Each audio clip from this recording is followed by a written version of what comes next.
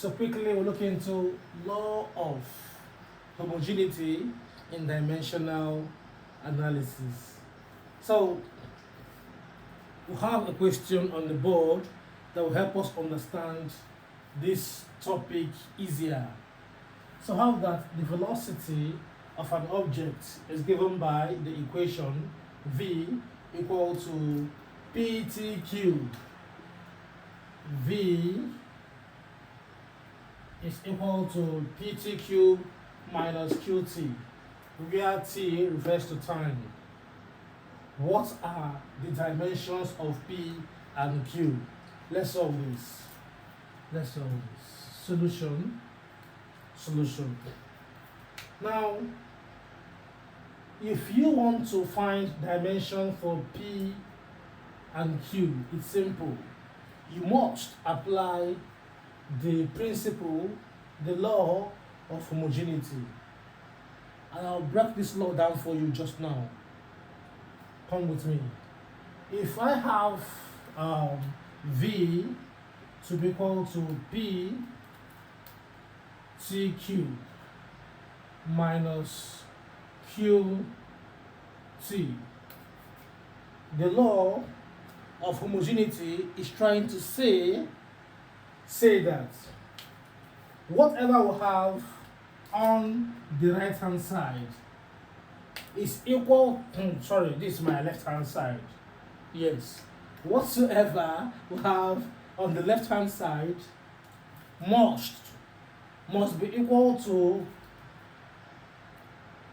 anything, for let's say anything on the right hand side. Get my point clear? When I say anything, I mean each term on the right hand side. At times, we can have only one term.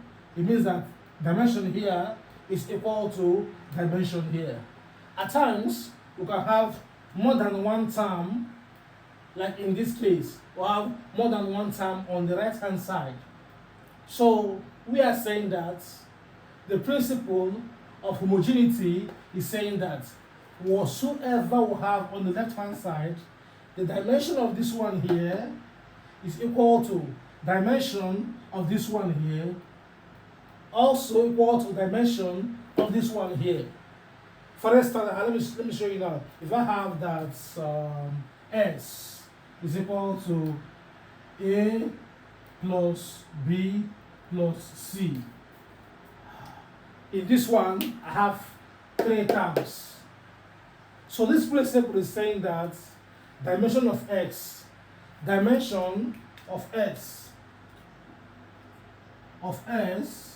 is equal to dimension of A. It's also equal to dimension of B. Also equal to dimension of C. If we have 20 terms on the right hand side, dimension of the one on the left hand side is equal to each of those terms, each of the terms there. Yes. So with this principle, you can find dimension for P and Q. Yes. Now, how do we find this? We know that dimension for V is what? Velocity. So this means that velocity, which is L t power minus 1, yes, we'll give you a video for dimension of derived quantity so that you'll be familiar with all these small dimension for derived quantities like velocity, acceleration, force, power, energy, and so forth. So believe that V is Lt minus 1. So it's equal to P and T is T cubed. Yes. So to find my P, I'll divide both sides by T cubed.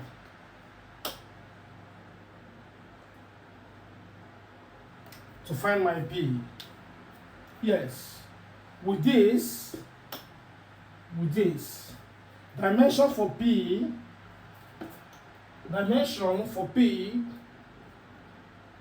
is going to be LT minus 1 all over T cube. And here it's simple. We bring this T cube up. Yes, indices, when we bring something from under up, we put minus in the exponent.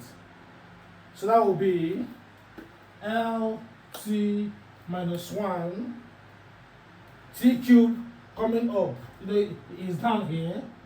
Yes, it is down over here. So when I bring it up, it becomes L, becomes L, T minus 1, T minus 3. So I can now bring my two T's together by adding the powers. So how do we add the powers? We'll simply use calculator and say minus 1 plus minus 3. When you punch on calculator, you will see minus 4.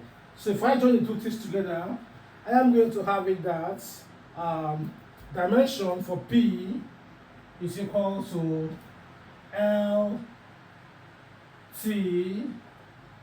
minus 4 as my answer. With this, we have gotten dimension for P. Now let's go ahead and fetch dimension for Q. Yes, back to business. So we have that V is equal to PT cube minus QT. So dimension for V, based on this principle, should be equal to dimension of QT.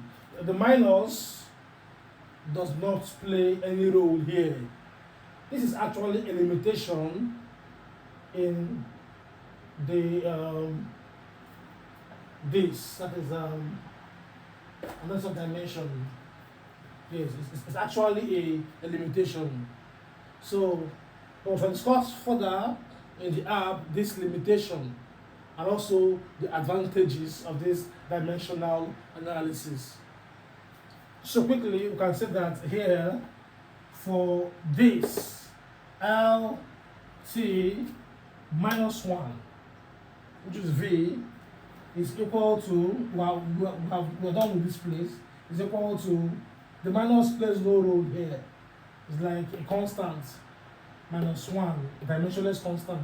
So, it's equal to Q for T, that is capital T, yes.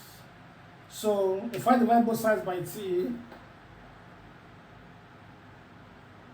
then I can find my Q. My Q will now be LT minus 1 all over T. Yes. So I can lift my T up. Remember, here is 1. So when this T comes up, what happens? We have to put minus 1 in the power. And that will be LT minus 1 coming up, T again minus 1.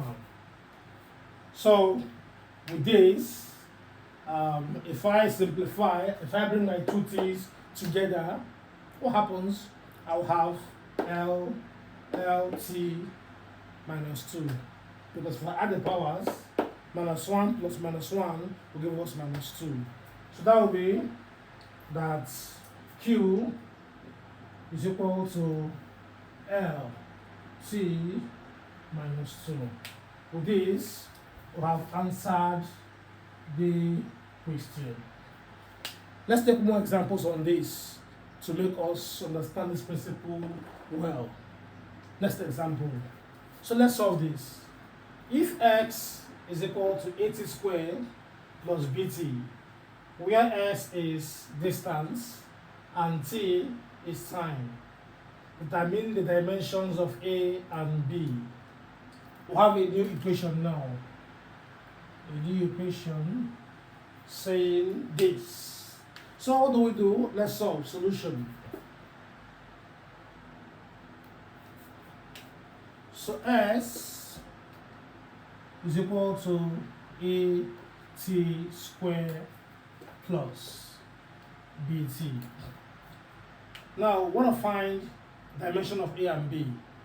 So this law is saying that dimension here is the same thing with dimension here.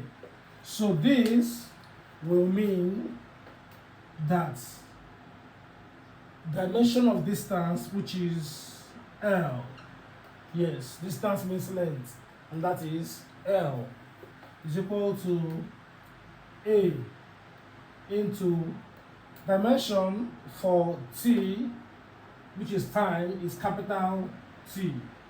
I have here T squared. Therefore, A, to get our A, we divide both sides by T squared. This will mean that A is equal to L over T squared. So, if I bring my T squared up, normal now, the power becomes negative. I'll have A is equal to L T minus 2. So what's my units? The units will be, for L, I'll have meters. For T, I'll have seconds minus 2. That's our dimension and also units. It's very simple. Law of homogeneity, what is here must be equal to what is here. Yes. There's only one term. Yes. We have two terms. What is here is equal to what is in this term. Also, what is in this term individually. Individually. That's the idea. So with this, we can solve for B. Let's solve for B. You know, S is equal to AT squared plus BT. Yes. So this means that S is distance, dimension for distance is L. So L is equal to B, what's T, time. So quickly, to find B, I divide both sides by T, by whatsoever is attached to B. This means that B is equal to L over T. T coming up, B is equal to, here is 1, yeah, that will be LT minus 1. Correct. So with this, I can say that my unit is going to be M for L. L is meters and T is seconds.